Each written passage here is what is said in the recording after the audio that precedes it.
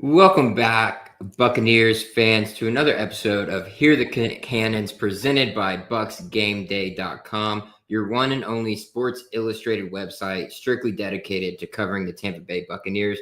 My name is Caleb Skinner. You can follow me on Twitter at CHSNoll. I'm a writer and reporter here for Bucs Game Day, and with me tonight, I have our lead editor and writer with us at Bucs Game Day, River Wells, at River H. Wells on Twitter as well. Before we get going, guys, we do know there's some big news to be talking about. No, I think we're done for the night. We can shut it down. There's nothing to talk about. We can just shut it down here. 41 seconds is plenty enough. But before we get going, if you guys don't mind shooting us a like, shooting us a subscribe button. We're here pretty much every single week on Wednesday nights. This week, we moved it over to Thursdays. We also bring you live coverage from press conferences with coaches, press conferences with player, in locker room stuff, as well as post-game stuff from usually on the field if we have access, if we're able to get access as well. So go ahead, head over to BucsGameday.com. Check out some of our stuff. Follow us on Twitter. Go check out some of our material at BucsGameday.com. Check us out on YouTube as well. If you're watching there, if you're watching anywhere else, head over to YouTube, shoot us a like and a subscribe, and shoot us your comments. We've got some heavy news that has just kind of broken over, the past 2 hours or so. So without further ado, let's go ahead and dig into this, River. Breaking news really coming out of nowhere. We didn't hear anything all day after yesterday. Neither did the Bucs, apparently. Yeah. Right. Neither did the organization up there at One Buc Place. But let's start from the beginning. On Wednesday, Liam Coen was the Jacksonville Jaguars' top target to become their head coach. He was set for a second interview there in person on Wednesday, but then withdrew his name from that conversation after it had seemingly been settled that the Jacksonville Jaguars were keeping their general manager, Trent Baalke. The Bucs, in turn, then offered him an extension, not in turn, but probably around the same time, offered him an extension to become one of the highest paid coordinators in the league. Then the Jaguars freaked out, realizing that they're not going to get one of these top coordinators or one of these top guys to become their head coach after parting ways with Doug Peterson, fired aforementioned general manager Trent Baalke, who has caught a lot of heat for the way he operates and goes about his business there in Jacksonville. Just a tad, yeah. Then following that, the Jaguars apparently reached back out to Liam, asking if he would reconsider his position on not, moving ahead with the interview process. Coen, in person, so not in writing, agreed to a contract with the Buccaneers to, remain their head coach. That's what the word was out there. By plenty of people, everybody understood, hey, Liam Coen's most likely coming back because he doesn't like what's going on over there in Jacksonville. They're not really giving him his way. So that leads us to what just happened. Reports come out. The Bucs can't get a hold of Liam Coen. They've been trying to get in contact with him since yesterday afternoon, since all of the original stuff broke. Trying to get, his staff figured out, trying to get everything else figured out in terms of roster and what direction they're heading into the 2025 offseason. Yep. Silence, ghost, if you will, for what the kids say these days. It's River. That's right. I'm one of the kids. Pretty much ghosting, and then started engaging in talks with the Jaguars again. And then the reports came out that he did not communicate his intentions to return to the Jaguars interview process to the Buccaneers until the news had already broke, at which point it came out that Liam had in fact called head coach Todd Bowles and let him know that, the reason I haven't been answering, my kid's been sick, all this, that, and the other. But he did bring up the fact that he was thinking about, or bringing it up, that he was getting back into the interview process. Going to look into it. Yeah. Right. And we're just going to keep going because this is just a whirlwind of information. This is very Days of Our Bucs. We have a soap opera on our hands, guys. It's fun. It's pretty nuts to see what's going on. And then obviously everybody's losing their minds on Twitter, X, whatever you want to call it, social media, everywhere. What's going on? What's really happening? And then Albert Breer comes out and gives us a little bit more details on what exactly has happened. And what came out of it was that, I guess, Liam had called Bowles at some point, this afternoon to inform him of the decision. Whether that got relayed from Bowles to the rest of the organization to be determined on that aspect. Well, Stroud said it was 5 p.m. Right. So we'll get that into would have been about like because I've got something set up for you. When it broke. Yeah. So that was the whole deal. So whether that was relayed or not, it came out that the Buccaneers had no idea that this was going on, that Liam Coen was in Jacksonville. So more details from Albert Breer. The Buccaneers offered a 3-year deal on Monday to make Liam Coen the highest paid coordinator in NFL history. NFL history. It was contingent, big word here, contingent on him not taking the second interview with the Jacksonville Jaguars. So now we know that this conversation with the Buccaneers happened before that second interview. Right.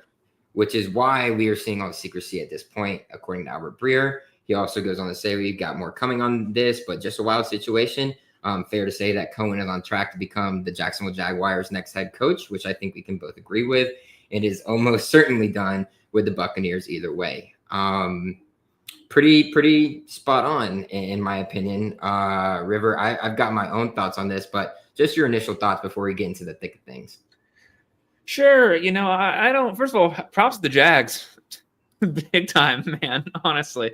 What a way to come back in on that one to get their guy. But on Liam, I don't mind that he went back to the Jaguars for a second interview. I don't mind that he had second thoughts after Bulk got fired. That's totally natural. I don't mind that he didn't even sign the contract, wanting to see where it went. That's totally fine. What's not fine, and what I think is going to earn him some ire in this organization, is simply being secretive and not telling anybody that he was in Jacksonville doing this. Bowles reportedly through Rick Stroud found out at 5 p.m. In that case, and Liam said he was thinking about the Jaguars job again, when in reality, we know now he was in Jacksonville secretly interviewing for this job that I would assume he's going to take, because there's no going back now from that. you better have that job. Not telling the organization about this, and as we've heard from guys like Pewter Report, as we heard from people like Jenna Lane over at ESPN, the Bucs had no idea. They didn't know. And that's what people are going to have a problem with. I'm already seeing a lot of Jags fans on Twitter being like, oh, what's the problem? And the problem is not that he's becoming the head coach of the Jacksonville Jaguars. That's totally fine. It's the way he's handled this last 24 hours, really this last few hours, turn it into a Game of Thrones style dramatic, so some little finger action. Red wedding, if you will, a pewter and red wedding. Yes, exactly, a pewter and red wedding. But yeah, I mean, and it's a huge blow for Tampa Bay. It really is. You're under the assumption that you had your coordinator. You're not actively making calls or looking for anyone else at the moment. And then now suddenly you get the rug pulled because you had no idea. And then, the race is on. And you want to maintain, a top 5, top 10 offense. I don't know if it would have been top 5 again under Coen, but, top 10 offense for sure, being productive. And now that gets thrown into question. And now Casey Rogers is gone, and he's in Detroit. And Larry Foote's getting interviews for defensive coordinator. And Bucs fans might think those are good things, and maybe they are, maybe they're not. But basically, this whole staff's falling apart kind of in the last few days. And now, who does Liam Coen want to be his GM? Spytek's in Las Vegas, but Mike Greenberg's still here in Tampa. So is he going to give him a call? And if that happens, that would be a disaster. So really, really, really interesting developments. Liam leaving, possibility, that's totally cool. Liam leaving the way he is going to ruffle some feathers for sure. Yeah, and you brought up a lot of talking points that I already wanted to discuss with you, River, and I had held off from our group chat that we have on giving all of my thoughts on it because I was we've had thoughts. We have thoughts. So a lot of the points here you made, obviously we know Larry Foote and who else was it that you mentioned? Casey Rogers. Casey Rogers, yeah. One of them's already on their way. One of them most likely on their way out. They must feel very comfortable about those two. Maybe Bucs fans are okay with losing those guys because the defense wasn't all that great this year. The one guy you kind of would say otherwise is Casey Rogers because the defensive line has been, the interior of the defensive line has been, unreal ever since Todd Bowles got here, especially in the running game. But when it comes to the offensive side of the ball, this is a real shocker to most Buccaneers fans. And you had brought up the fact that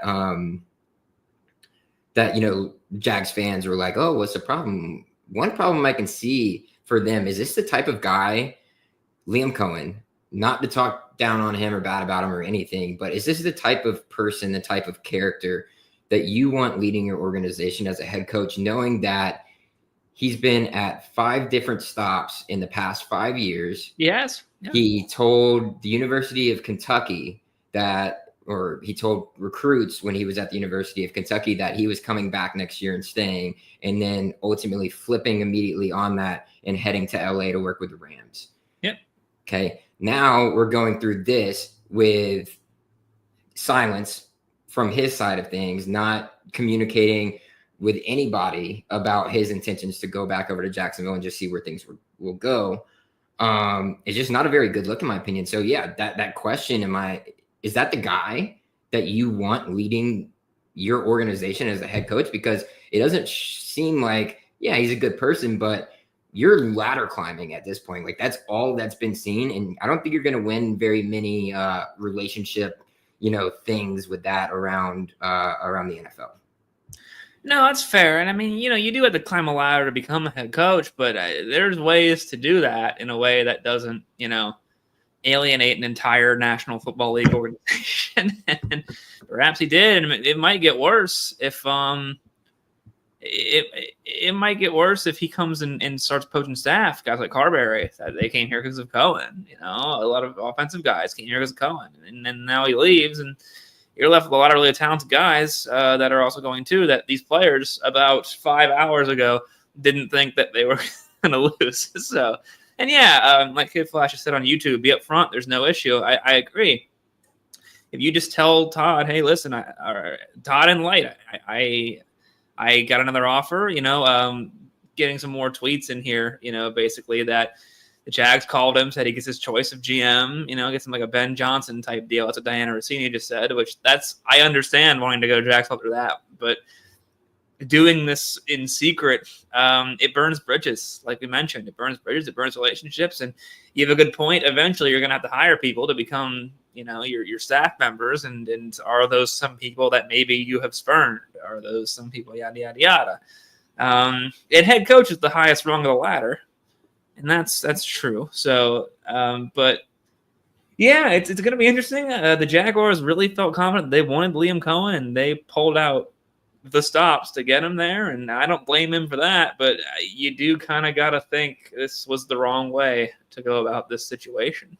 And so, cool 2-part question here for you, Rev. Give it to me. It's going to be hitting from different angles. Do you think that Coen purposefully leveraged his own colleagues, whether that be Greenberg, Spytek, whoever it may be, in order to facilitate this move by the Jaguars, in order for him to reach this next level? Because that goes deeper into the character. Like, not only are you not communicating and whatever, but is there any hint that that's possibly like he leveraged Spytek or Greenberg or whoever it may be in order for Bulky to get fired and to get that job? Possibly. Yeah. We don't really know why Bulky suddenly got fired. I mean, they should have done that 2 months ago. So it might just be probably a year or two ago. Yeah, probably a year or two ago. After Urban Meyer, I don't know how you survive. And then he lasted 2 more years. So yeah, I mean, that's definitely possible. And then that's what it's rare that a coach gets to pick their general manager. It doesn't happen very often. It's usually the other way around. And now, remember, guys, the Jags have to go through the entire hiring process for a new general manager. They got to follow the Rooney Rule. They got to interview a few candidates. But they might already have someone in mind, and Liam might already have someone in mind, especially if, Diana Rossini mentioned, with The Athletic, mentioned the similar thing. He got on the plane to Jacksonville. The Jags ownership called him directly and explained that they will let him pick the general manager and would pay him Ben Johnson level money along with multiple years. That's what she tweeted. That's understandable. So yeah, I mean, possibly. And Spytek's now in Las Vegas. I don't anticipate him leaving because he's more of a Brady guy than a Coen guy, I would imagine. But Greenberg's still here. You have a lot of different coordinators, guys available to build that staff. And if Liam had simply done it the right way, I don't think there'd be any problems. But there are, oh boy, are there problems. Yeah. And people mentioned, I guess there's a possibility you could interview and not get the job, but you wouldn't do this if you weren't getting the job. So he's getting the job. And even if he didn't get the job through some miracle, he would not be coming out of Tampa Bay. I don't get the impression. So that's how it's a tough business. I don't blame Liam for wanting to move up. No one should. I do kind of blame him for doing it like this. So we'll see how it affects people in the organization. We'll see how it affects the Jacksonville Jaguars. Namely, I think Baker Mayfield's got to be on his 5th coordinator in 4 years, including a 2-year stint with the 2-team stint. It's up there with the Panthers. It's definitely and up there. Rams. Because I think he had 5 or 6 when he was in Cleveland alone. Well, yeah, I think the last time he had 2 years playing with the same coordinator was during his 2020 and then 2021 injured shoulder year. So not a lot of stability in Baker Mayfield's life as a football player either, and that's another problem. And it's fine if Coen had left, but and he was prepared for that, but no one was prepared for this in Tampa Bay. And whether or not, you could ask the question, right, if what Breer tweeted was true and that they had offered him a 3-year deal to make him the highest paid NFL coordinator in history, contingent on the fact that he doesn't take the Jags interview, why let him leave the room without putting pen to paper? You could put that on the Bucs as well, and then that's possible. But I don't know if they expected a James Bond style mission to get to Jacksonville and interview for this job. So a lot of fun, a lot of drama. That part of it, River, I think with that part of it, it's like Jacksonville isn't seen as this job that is very highly desirable from really anybody, right? Well, I would argue it would be without Balke, but that didn't happen until yesterday.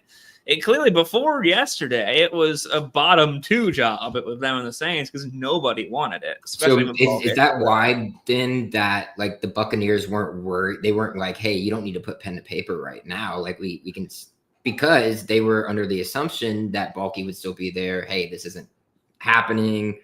And then all of a sudden the floor pretty much falls out from underneath the Buccaneers organization at that point. Yeah, that's definitely possible. That's definitely probable. Even I think no one really wanted that job with Balke there, and he's gone. And fair game to Liam Coen for reconsidering after that. I probably would too, but you do it the right way. You let your guys know. It would have been a simple, hey, listen, I'm going to interview again for this job, and if that means that he doesn't get his extension, there's always, if it doesn't pan out, it doesn't pan out, right? So.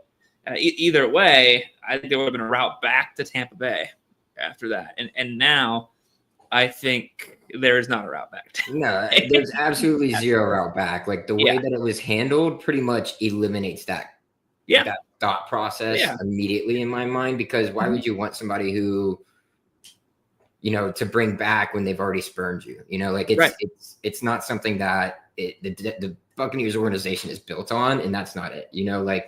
You've never seen Todd Bowles do this, albeit he's not, as highly, wanted or, by these other teams to become their head coach. But Todd Bowles has never done anything of the sort. You've never seen really this happen. So it's very not like this. The closest thing I can imagine is when the Colts basically locked in Josh McDaniels, and then he was on the plane to Indy and then turned it around. Which that's a little bit different because I don't know if there was any explicit communications under the radar like there was with this. And then reportedly, according to Rick Stroud of the Tampa Bay Times, very reliable reporter, obviously one of the best in the Bucs beat. Telling Todd Bowles that you were at the doctor with your sick kid when clearly you've been interviewing with the Jacksonville Jaguars job is crazy. That's just nuts. So,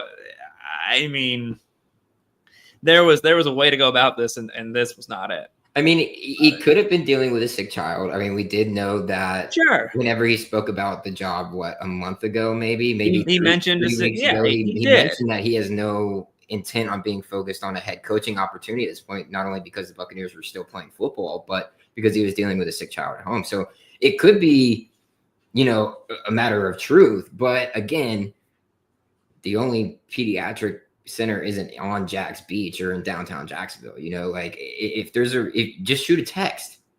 Yeah, that's all. That it really is that simple. That's all it would have taken. And apparently there was a contract thing, but if you hadn't signed the contract, then that shouldn't matter as much. If there's no pen to paper, then you don't necessarily have to abide by it. And then, I mean, if you interview for the job and you don't get it, which he will, and he would have, then yeah, like I said, that there could have been a way where you can go, hey, I didn't get it.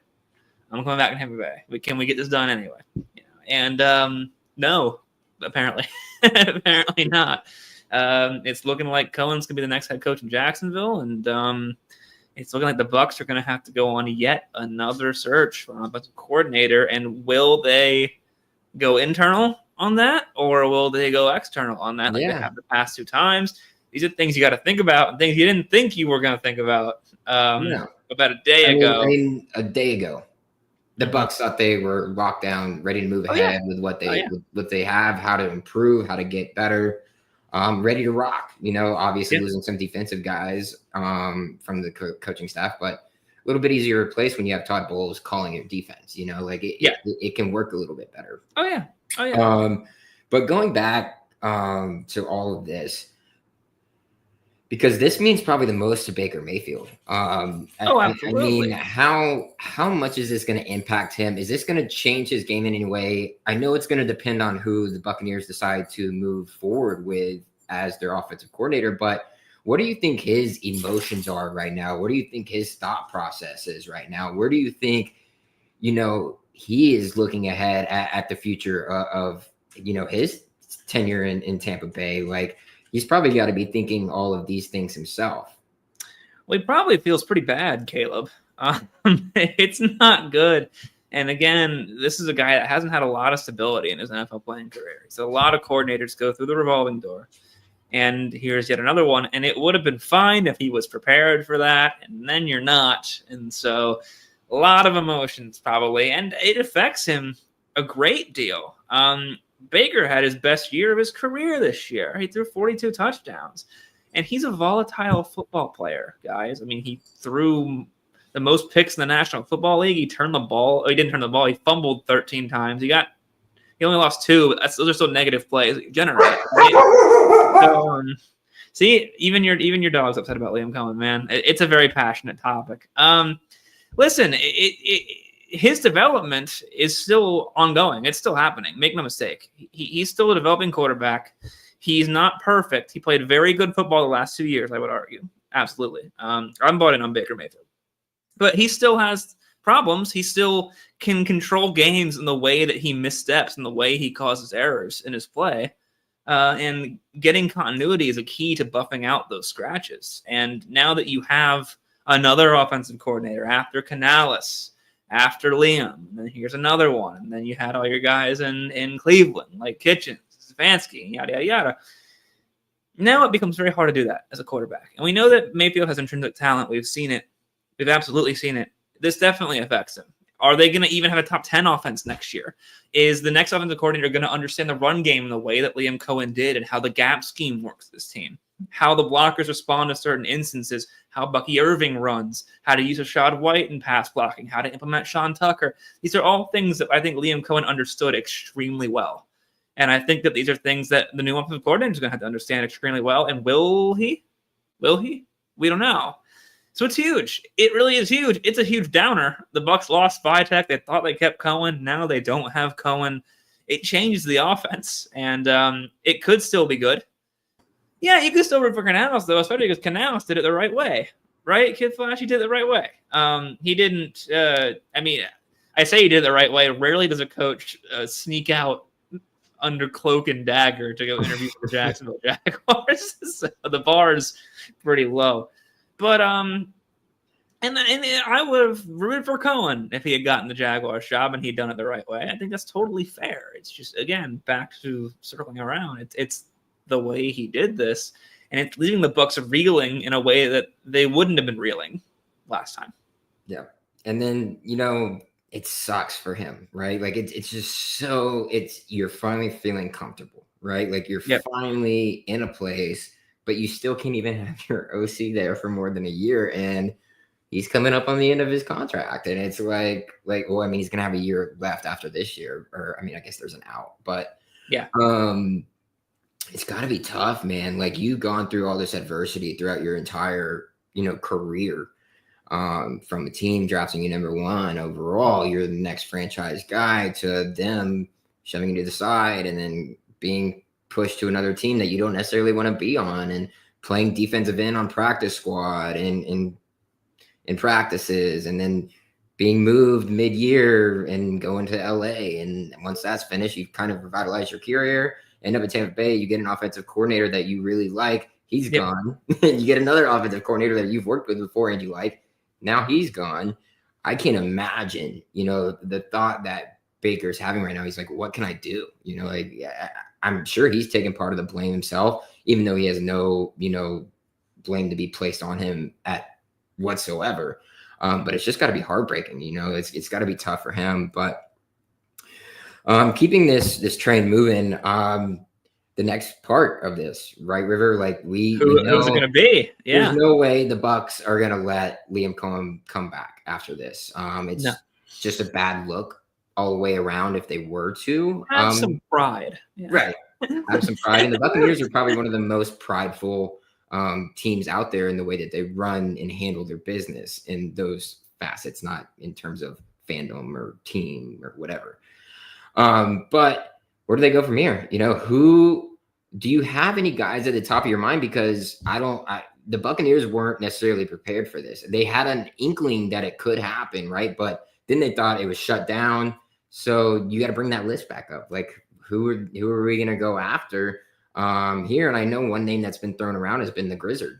We'll see about that. But are there any names that, kind of stick out to you by chance that I know it's happened less than 3 hours ago, but that you've just thought of that potentially could be a good fit here in Tampa? I mean, there are a few, and I think the natural way to go really is to dip from the same well that you took from with Liam Coen, and that's the Sean McVay coaching tree. This is a very West Coast offense when it comes to team, right? Dave Canales came from the Shane Waldron sort of tree in Seattle and working under Pete Carroll there. Liam Coen came from Los Angeles with the Rams, were under Sean McVay there. So right now, if you look at who is the offensive coordinator there, it's Mike LaFleur, Matt LaFleur's younger brother. He doesn't call plays. If he wants the opportunity, just like Liam Coen did, come on down. There's a lot of guys there too. I know Nick Caley is another really highly sort of touted name. He's their pass game coordinator and tight ends coach. I think Aaron Glenn actually wants him to come to the New York Jets, so that might be a little bit hard. But this Buccaneers coordinator job, I mean, think about it. The last 2 guys that had it after a year are head coaches. It's a desirable spot, though, right? It's probably a really, really desirable spot. So that's that LA option you can go with. I see a lot of people throwing around Chip Kelly's name. He runs an interesting sort of offense at the college level. Definitely a pretty unique running offense. I don't know if I would love that personally, but he's definitely going to get a lot of looks under what he was able to do at Ohio State. Guys like Will Howard, guys like Jeremiah Smith, who are studs, but, Kelly did a great job over there. So you can go back to the college ranks for that as well. And then, of course, like you mentioned, Josh Grizzard was here. He knows the offense that Liam Coen ran. Will Liam Coen want to just bring him to Jacksonville? That's entirely possible, too. So that might be where that gets difficult. But Thad Lewis, QB coach, has wanted a shot for that. I think they interviewed him actually for the position last year. So that's another possibility. They have possibilities. It's a desirable spot. I will end our show basically penning some final remarks with this. As long as you have a defensive head coach, this is going to happen all the time, especially if you keep having these excellent offenses with Baker Mayfield and getting the most out of him, and Todd Bowles is still here. That's going to happen all the time. And if Liam Coen goes to Jacksonville, we don't know how good of a situational coach Liam Cohen's going to be. We don't know how he's going to be with time management. We don't know how he's going to be as a leader. If he's really good at all 3 of those things, and then Todd Bowles is still in Tampa and he goes 9-8 or 10-7 again, this Bucs front office is going to look a little silly. So it's an interesting saga. We'll see how it goes. They'll definitely try and bring in some big names to replace him, but man, This has been something. It's been a wild ride, man. This week I was so happy, starting it off. Oh yeah, dude, Liam locked in. Let's go. And then just like 6 o'clock, getting ready for the podcast. Just the NFL stands for not for long, my friend. No, here we are. Like, what's that Michael Scott meme or Jeff? Or he's just like, no. Like I was literally me screaming at my computer because I was just like, we know all the other coaching changes going on that are likely to happen. So you're already going to have to replace a good portion of your staff. Then if Liam goes, he takes whatever guys he really wants with him if he wants to. And then you have to replace all those guys. It's not just one guy you're having to replace at this point for the Buccaneers, but it hurts. This one hurts probably more than those defensive guys because of the turnaround that he was able to have with this Bucs offense. So it's tough. The way it was done, the way that he went about it, not the best. We've touched on that. Not desirable. Yeah, not the best. We've all not handled situations very well, but I think when you're in a professional manner and you're dealing with your job and your career, you probably should do it in a professional manner. And that brings the whole talk of people like, oh, well, if you're doing your regular job, that you're not going to tell your manager that you're interviewing. Okay, this isn't a regular career that I work with every day, right? Like this is a professional job. Like this is a professional sport and a professional job that you're doing, and you have to. And it's pretty much every coach has done it. Nobody really does it in secret. So that's the whole thing coming back to why this is so hurtful and why the Bucs fans have such a negative energy around him taking the Jacksonville job if it does end up happening. But with that being said, the Buccaneers have a lot of work in front of them. A lot of work, way more than we originally thought. With that being said, guys, we're going to be bringing you all that information on the fallout of this, whatever happens. Head over to BucsGameday.com. Check out River's stuff. Check out my stuff. Check out all of our writers from Cade. David just left, so shout out to him. Appreciate him putting in all the work. He's just going to be strictly over the Commanders now. Really appreciate all his efforts and work with the Buccaneers over the years, even before we were even here with Sports Illustrated, helping us produce this show as well. So we're doing it all backstage ourselves as well. So if we're not doing the best, let us know and we'll try and fix it. But if you are here on YouTube, if you're not here on YouTube, head over to YouTube. Shoot us a like for the podcast. Shoot us a subscription as well. Help us pay the bills a little bit. Always helps out. We're here to bring you guys the best coverage that we possibly can. Keep it light for you. Keep it fun. Keep bringing in Game of Thrones references like River does just about week to week, pretty much. I'm kidding. But that's what we're here for. We're here to bring you guys, keep you guys entertained, keep you up to date with all of the breaking news that is happening. Head over to Bucs Game Day. My name's Caleb. This is River Wells. We appreciate you guys tuning in, and this has been Hear the Cannons.